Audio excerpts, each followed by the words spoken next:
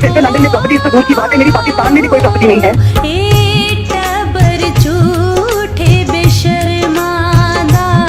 तस्लीम करता हूँ कि अल्हम्दुलिल्लाह पाक के ऊपर जो अपार्टमेंट्स हैं वो अल्हम्दुलिल्लाह हमारे हैं।